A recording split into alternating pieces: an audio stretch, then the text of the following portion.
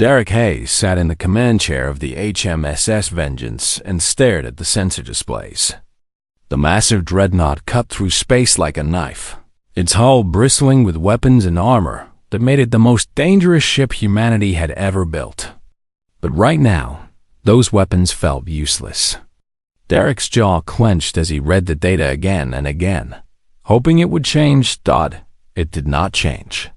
"Captain, we have confirmation," Lieutenant Commander Victoria Reeves said from her station. Her voice was steady, but Derek heard the tension underneath. Victoria had served with him for 8 years. He knew her well enough to hear fear when it hid behind professional tones. "The fleet approaching our position is real. Not a sensor ghost. Not a malfunction. Real ships. 37 of them." Derek stood from his chair and walked to the main view screen. The darkness of space stretched before him, stars burning like tiny fires in the black.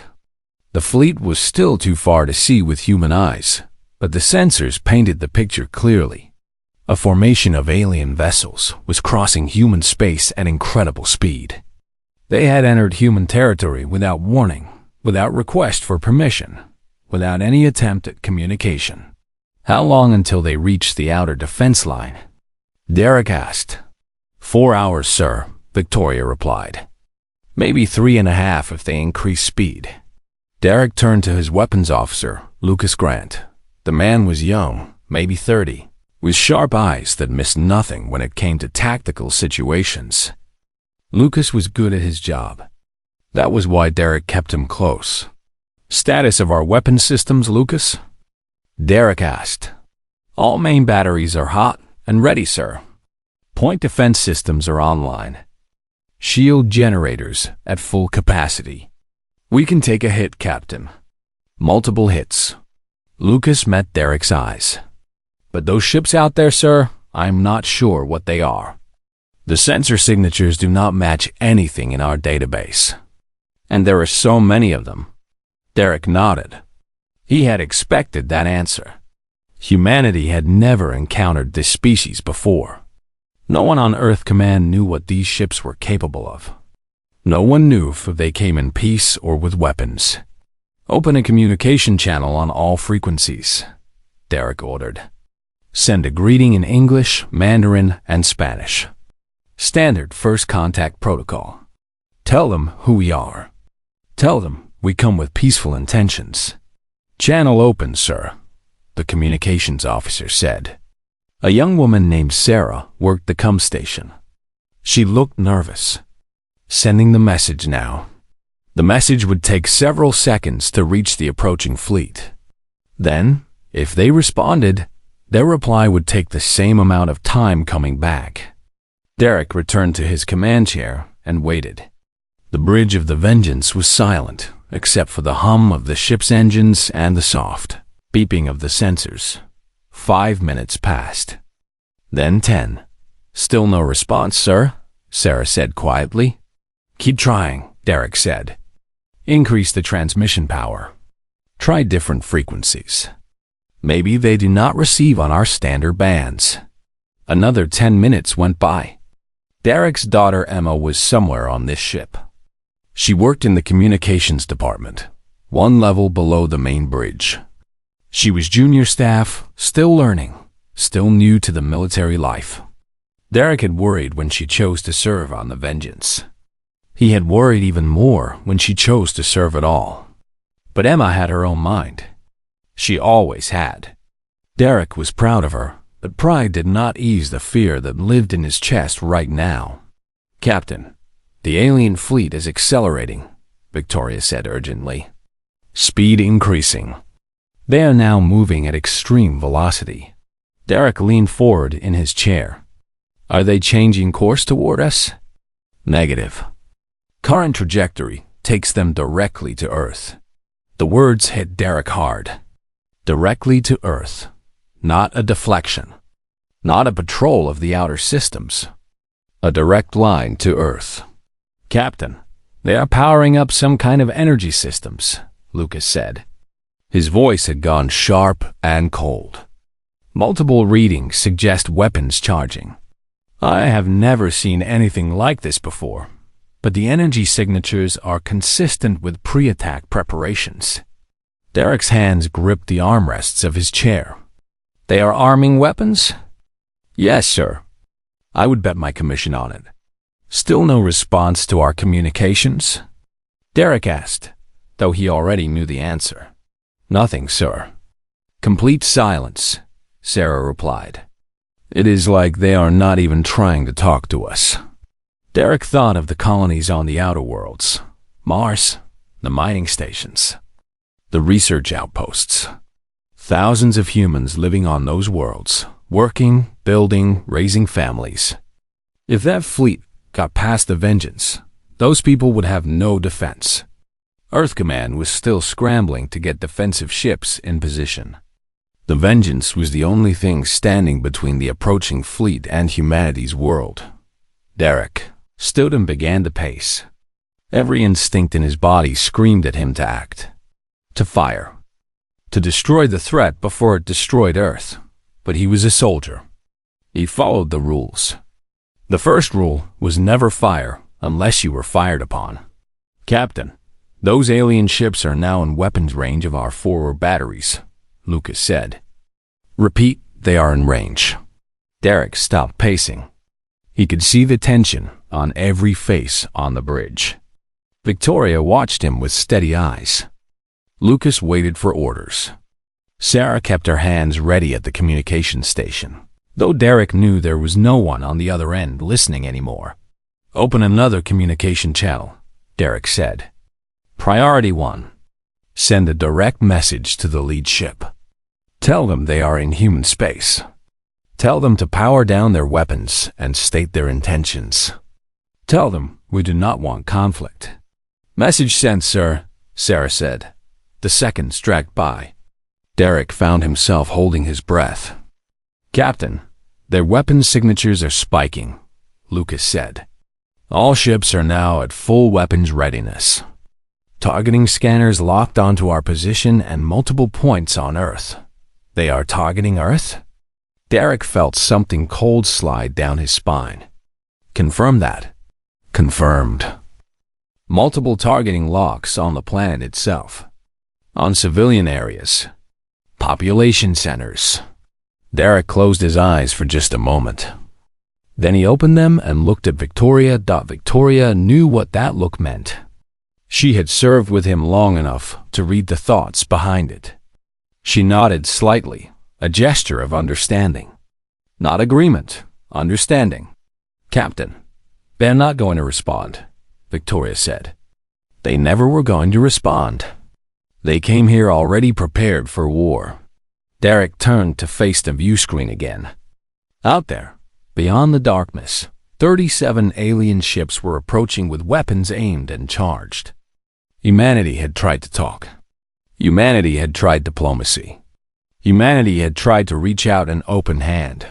The aliens had responded by locking weapons on human worlds. Derek thought of Emma, working in communications, maybe still hoping for a response from the ships.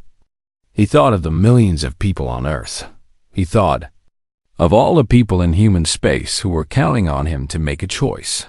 He had tried to be the captain who chose peace. Now, he would have to be something else.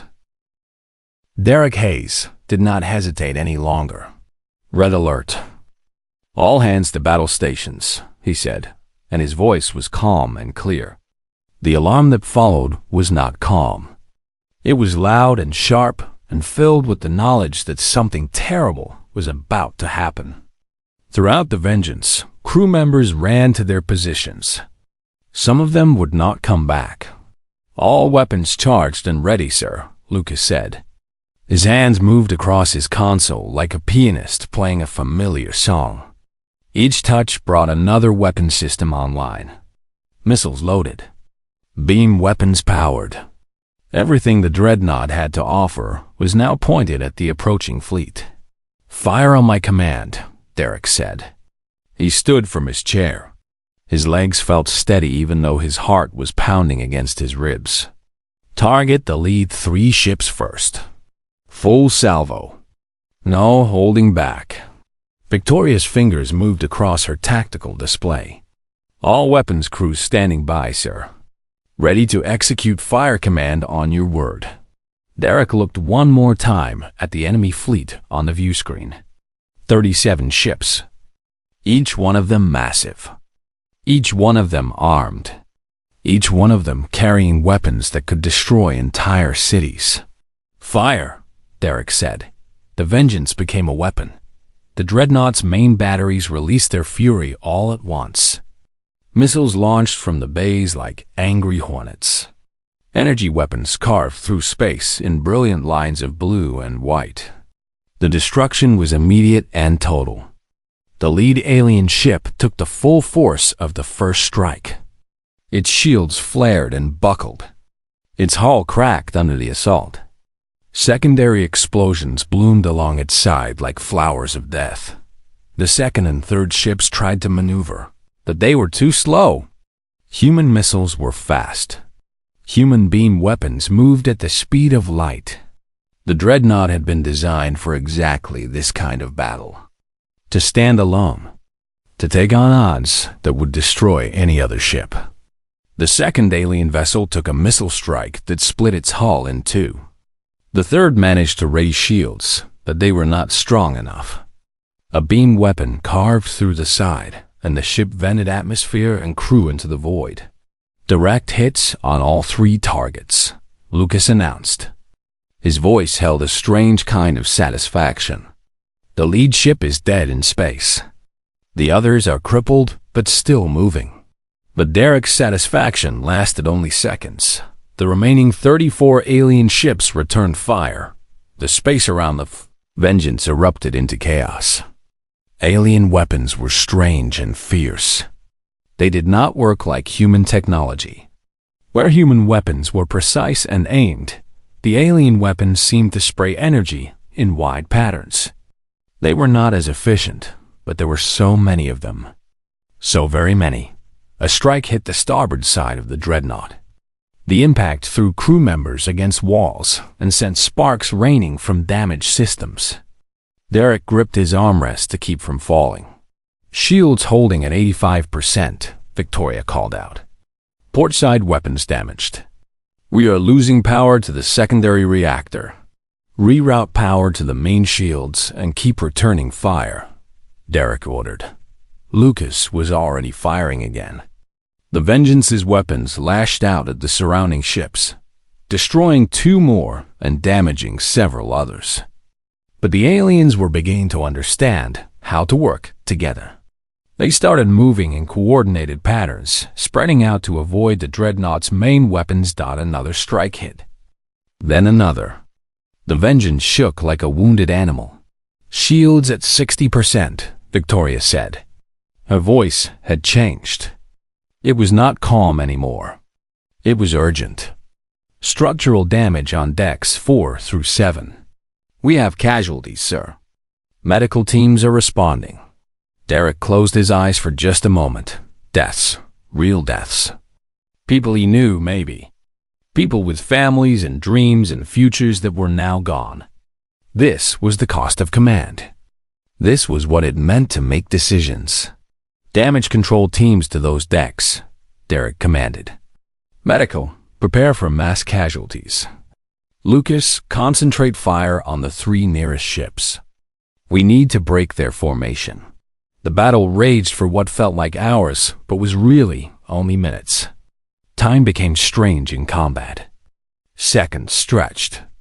Minutes compressed. Derek found himself in a state of absolute focus. Everything outside of the battle fell away. Emma, Earth, the fear, the doubt. All of it vanished and left only the immediate problem of surviving and killing the enemy before they killed him. Lucas Grant proved why he was the best weapons officer in human space. His aim was perfect. His targeting was flawless. When the Vengeance needed to destroy a ship, Lucas destroyed it. When it needed to damage a ship to make it retreat, Lucas did that instead. He was not just firing weapons. He was conducting an orchestra of death. Victoria Reeves, coordinated the defense with the tactical skill of a master chess player. She moved shield power where it was needed. She coordinated with damage control teams. She managed the crew and kept them fighting even when the situation looked impossible. But it was impossible. Derek could see it in the numbers that scrolled across his displays. The Vengeance could win this battle, but the cost would be catastrophic. His ship would be destroyed. Most of his crew would die, and the remaining alien vessels would still get through to Earth. Derek made a choice. "All hands, prepare to jump to hyperspace on my command," he announced. The bridge went quiet. No one expected to hear that order. "We are going to execute one final strike, maximum power, and then we jump. We do not abandon Earth. We preserve the Vengeance so we can fight another day. This is not retreat. This is strategy. This is survival." Victoria understood immediately. Full power to main batteries. One shot. Everything we have. The Vengeance's weapons, all of them, focused on the largest remaining alien ship. The Dreadnought could take multiple hits, but the weapons drained everything. The Vengeance's shields flickered. Her engines dimmed. Every system bled power to fuel that one massive strike. The aliens never saw it coming. The beam weapon cut through space like a surgical blade. It hit the largest alien ship directly in its center. The vessel broke apart like an egg. Debris scattered across 1,000 kilometers of space. "Jump," Derek commanded. The space around the Vengeance twisted and warped. The fabric of reality bent. For a moment that felt like forever and no time at all, the ship existed in a space between spaces. Then the jump was complete, and the Dreadnought emerged on the other side, damaged and hurt but alive. The alien fleet did not follow. Derek sat back in his chair and allowed himself to breathe. Around him, the bridge crew was silent. They had fought. They had killed. They had survived. But the cost was written on their faces. It was written in the damage reports flooding in. It was written in the list of dead that Victoria was already compiling. Emma. Derek suddenly remembered Emma. He activated the internal comm. "Communications department, report status," he said. A pause. Then Emma's voice came through, shaky but alive. "Communications is functional, Dad. Everyone here is okay. We were scared, but we are okay." Derek closed his eyes and felt something tight in his chest, loosen just slightly. Emma was alive. His daughter was alive, but so many others were not. Derek Hayes opened his eyes and looked at the stars beyond the view screen. The Vengeance was heading back to Earth, back home. He had made his choice. He had fired first. Now, the whole galaxy would have to deal with the consequences of Derek Hayes and humanity's first true act of war. The Vengeance limped back to Earth Station like a wounded animal returning to its den. The massive Dreadnought had taken heavy damage during the battle. Entire sections of the ship were without power. The hull was scarred and blackened by enemy fire. But the ship was still flying, and it was still deadly. Derek Hayes stood in the medical bay and watched Victoria Reeves lie on the surgical bed. She had taken shrapnel when a wall panel exploded during the final battle. The doctors said she would recover. She would walk again. But it would take time. Victoria had fought to stay conscious long enough to reach the medical bay herself. That was the kind of officer she was. "You did good out there," Derek said when Victoria opened her eyes. "We did what we had to do," Victoria replied. Her voice was weak, but her eyes were sharp. "Did we make the right choice, Captain? I keep asking myself that question. Did we do the right thing?" Derek did not answer immediately. He did not have a good answer. He had fired first. That was the fact of the matter. No matter how he tried to explain it, that simple truth remained. Derek Hayes had fired on an alien fleet without any declaration of war, without any final ultimatum. He had made the choice to be the aggressor. "Get some rest," Derek finally said. "I will answer that question when I know the answer myself." Earth Station was controlled chaos. The moment the Vengeance arrived, military personnel and government officials swarmed the docking bays. Derek was escorted from his ship immediately and taken to a secure briefing room. He expected to meet with military commanders who would congratulate him for defending Earth. Instead, he found himself facing the Galactic Council. There were 3 of them sitting at a table that stretched the width of the room. They were not human. 2 were tall beings with elongated bodies and skin that seemed to shift between blue and purple. The third was something else entirely, a creature with multiple arms and eyes that tracked Derek's movements simultaneously. Captain Derek Hayes, the blue-purple being on the left, said. His voice came through a translation device that made the alien words sound hollow and strange. "You stand accused of unprovoked aggression against a diplomatic delegation from the greater galactic community." Derek felt something cold settle in his stomach.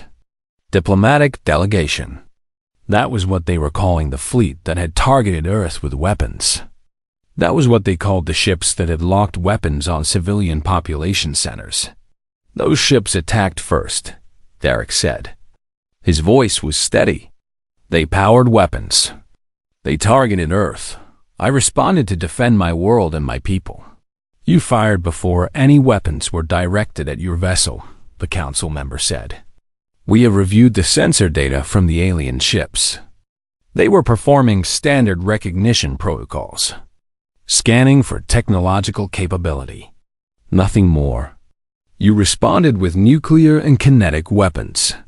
You killed 2,300 beings who were on a peaceful mission." Derek wanted to laugh. He wanted to stand up and scream. But he did nothing. He just looked at the council members and felt the weight of the conversation pressing down on him. "They locked targeting computers on civilian targets," Derek said slowly. "That is not a recognition protocol. That is preparation for attack. Your interpretation of events is limited," the second blue-purple being said. "You lack the understanding of galactic interactions that comes with hundreds of years of civilization. The Kalian species were merely following standard procedures. Your panic and ignorance triggered a conflict that need not have happened." The third being, the one with the multiple arms, spoke in a voice like grinding stone. "The Galactic Council has made a decision regarding your actions. Humanity is to be restricted. All trade will be halted. All technology sharing will cease. All diplomatic relations are suspended pending investigation. And you, Captain Derek Hayes, will be remanded into council custody for trial." Derek met their eyes. All of them. He did not look away. "And if I refuse," he asked, "then every human establishment in galactic space will be attacked. Every human colony will be destroyed. Every human ship will be hunted and eliminated. Your species will be erased from the galaxy." The threat hung in the air between them like a physical thing. Derek was escorted out of the briefing room and placed in a military detention facility on Earth Station. The walls were gray and smooth. The door was made of something he could not break. He sat on a narrow bed and waited for his trial, knowing that the fate of all humanity might rest on what happened next. News of the incident spread across the human colonies like wildfire. Within hours, debates were raging on every human world. Some people called Derek a hero. He had protected Earth. He had shown the galaxy that humanity would fight. Others called him a fool. He had started a war with beings far more advanced than humans. He had sentenced all of humanity to destruction. Emma Hayes watched the news feeds from the communications office. Her father was in detention. The whole world was divided. And somewhere out in the galaxy, the Kalian fleet was being repaired and resupplied by the Galactic Council, ready for another attack. Victoria Reeves recovered faster than the doctors predicted. She walked out of medical bay on crutches and went directly to the council chambers. She provided testimony about the weapon lock. She explained the targeting scans. She described the aggressive formation the alien ships had taken. The council listened but did not seem to care. They had already made up their minds. Lucas Grant did something different. He took the sensor data from the battle and began to dig deep. He looked for inconsistencies. He looked for evidence that could be interpreted a different way. And slowly, piece by piece, he found something interesting. The Kalian ship's power signatures did not match the description the council had given. The weapons locks were not just recognition protocols. They were pre-aimed targeting systems. And there was something else. Something that made Lucas realize that the truth was far more complicated than anyone had suspected. Lucas took his findings to Victoria. Then together they went to Derek's detention cell. The guards let them through. They had not been ordered to stop them. "Captain," Lucas said, "I think we have been looking at this wrong. I think the council knows we looked at this right, and they are covering it up." Derek stood from his bunk. His face was worn, but his eyes were alert. "Tell me," he said, and Lucas Grant told him everything. The truth was complicated and dangerous. Lucas Grant laid out the data on Derek's bunk, displaying it on a portable terminal that Victoria had smuggled past the guards. The evidence told a story that the Galactic Council did not want told. The Kalian ships were not a peaceful delegation. They were a military strike force sent by a faction within the Council itself. The older, more powerful species who controlled the Council had grown afraid of younger species gaining power. They saw humans as a threat, not because of any actual threat humans posed, but because humans represented change. Humans represented the possibility that the old powers would lose control. "The Council sent them to destroy us," Derek said quietly. "They wanted to eliminate humanity before we became a problem." "Yes," Lucas confirmed. "But here's the other part. The Kalian faction was also trying to take over the Council itself.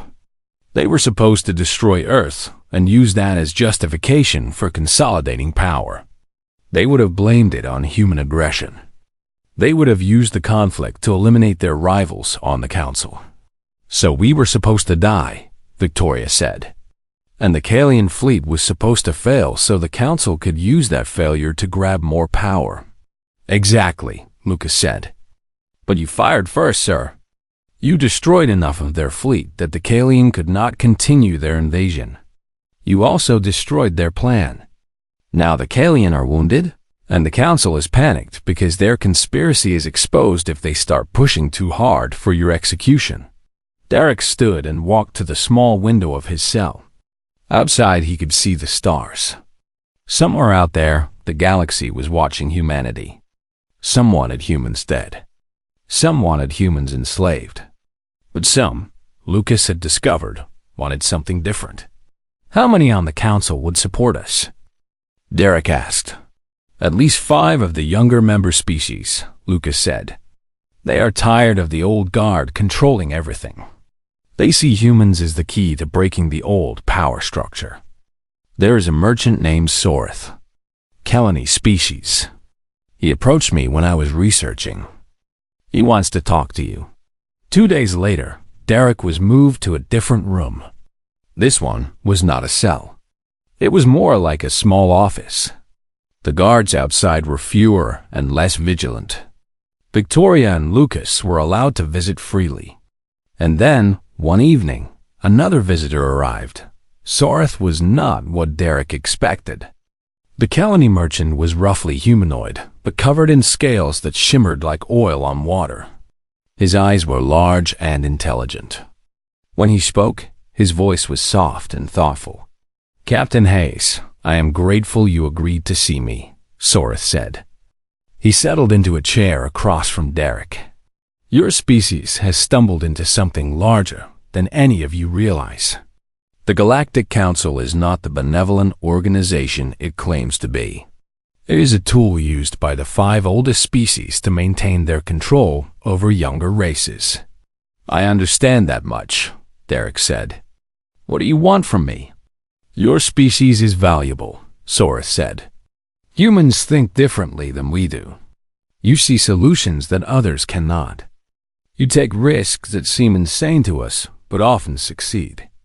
The Council fears humanity because you are not bound by the old rules. You do not accept the hierarchy they have established.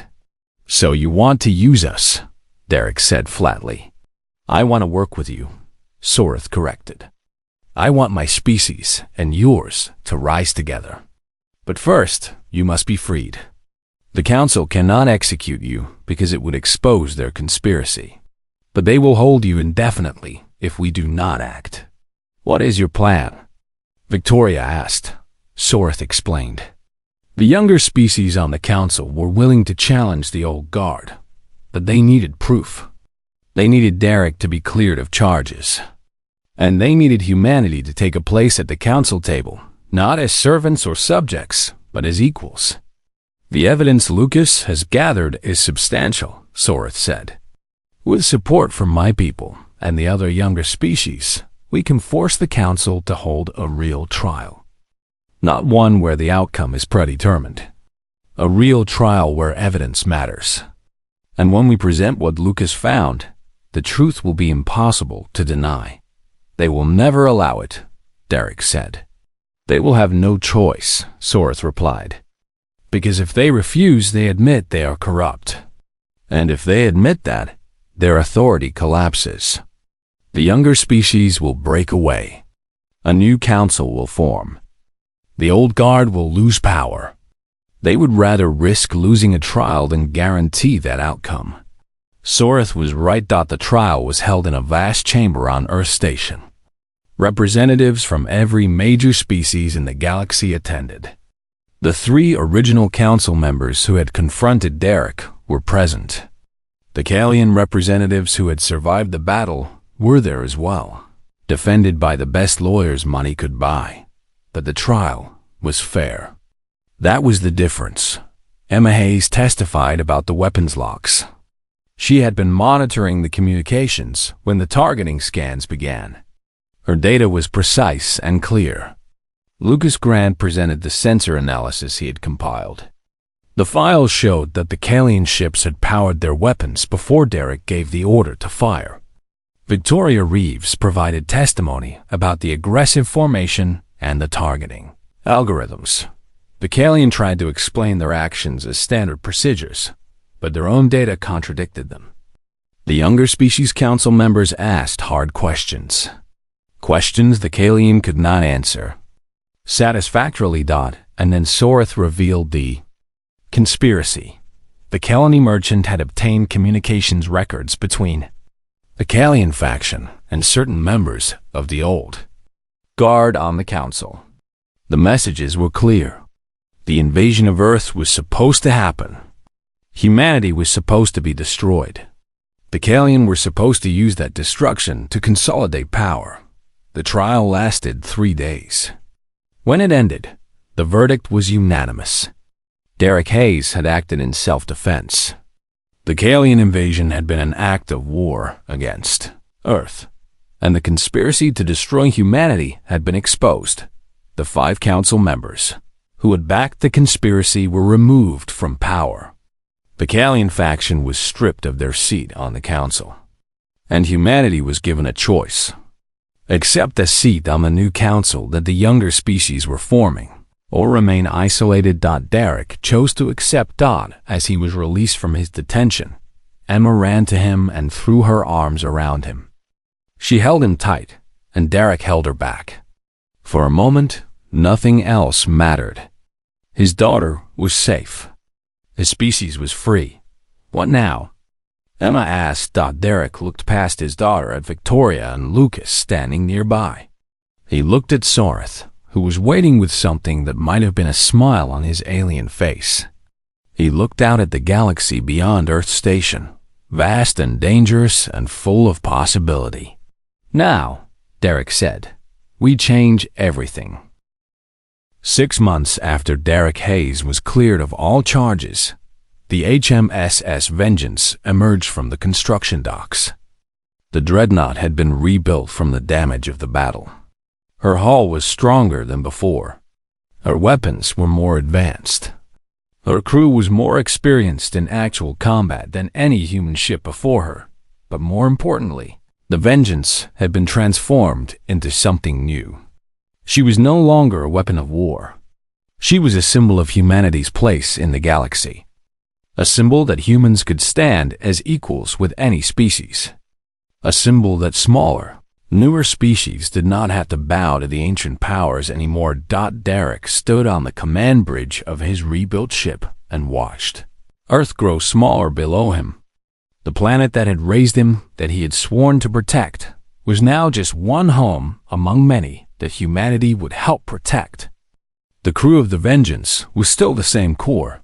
Victoria Reeves commanded the tactical operations. Lucas Grant managed the weapon systems. Sarah continued to work communications, but the ship was different now. Human crews worked alongside Kelani technicians. Representatives from 3 other younger species had joined the Vengeance as exchange officers. They would learn from humans. Humans would learn from them. That was the real mission now. Not war. Learning. Emma Hayes had left her position in communications. She had received an offer from the new council to work as a diplomatic liaison. It was a position of honor and responsibility. Emma had accepted without hesitation. Now she was on Earth, learning languages and studying the cultures of 24 alien species. She was building bridges where Derek had been forced to build walls. Derek had not wanted to become the representative for humanity on the new council. But no one else was willing. No one else had the credibility. Derek had stood alone on the bridge of his ship and made a decision that changed the galaxy. Now he would have to live with the consequences of that decision for the rest of his life. The new council was different from the old one. There were no ancient powers controlling everything from on high. Instead, there were equals. The Kelani had a voice equal to the humans. The Vreth species had a voice equal to the Kalian. The younger races were finally being heard. It was messy. It was chaotic. Decisions took longer to make because everyone had to be consulted. Arguments broke out constantly over resources and territory and trade agreements. Derek spent most of his days in meetings, listening to complaints and concerns and proposals. It was nothing like commanding a starship.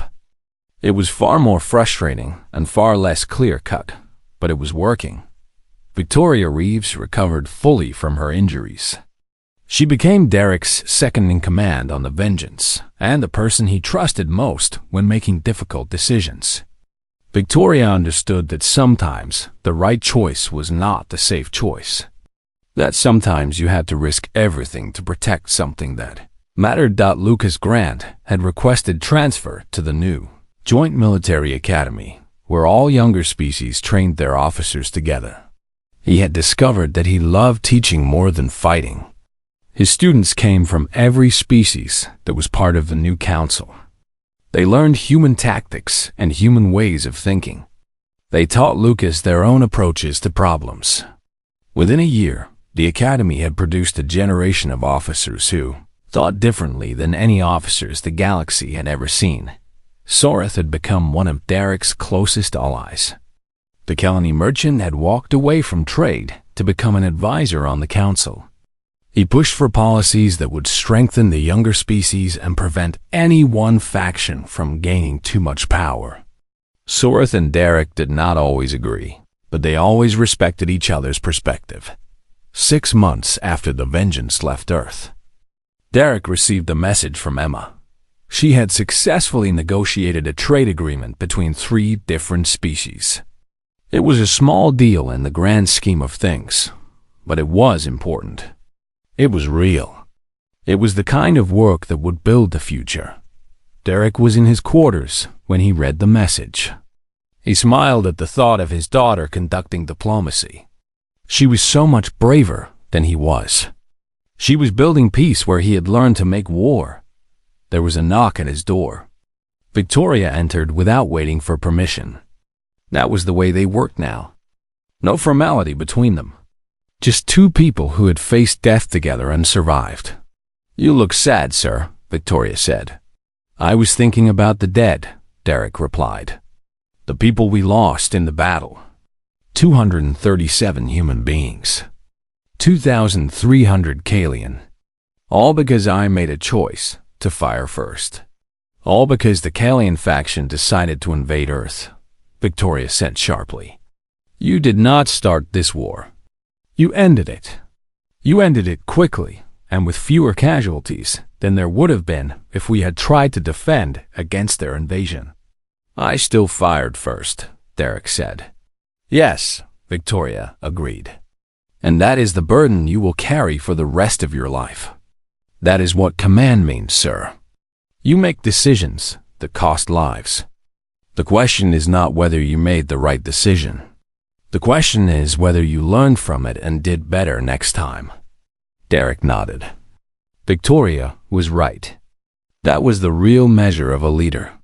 Not whether every decision worked out perfectly, but whether you learned and grew from your mistakes. The Vengeance continued on her mission of exploration and partnership. The ship visited worlds that had never seen a human before. Derek attended meetings where he was the only representative of a young species in a room full of ancient powers. He spoke, he listened, he learned. And slowly, through patience and persistence, he changed the way the galaxy thought about humanity. Years passed. The new council became stable. Trade increased. Technology was shared.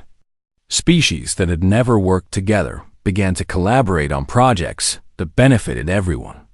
The galaxy was not perfect. There were still conflicts and disagreements. But it was better than it had been. Derek eventually stepped down from his position on the council. A younger human took his place. Someone who had learned from Derek's experience but was not bound by his mistakes. The galaxy moved forward. Derek returned to commanding the Vengeance, but not as a warship. The Dreadnought became a research vessel. She explored the unknown regions of space, discovering new species and new worlds. She became what Derek had always wanted it to be, a messenger of peace and knowledge instead of destruction. Emma became one of the most respected diplomats in galactic space. She negotiated treaties between species that had been enemies for hundreds of years.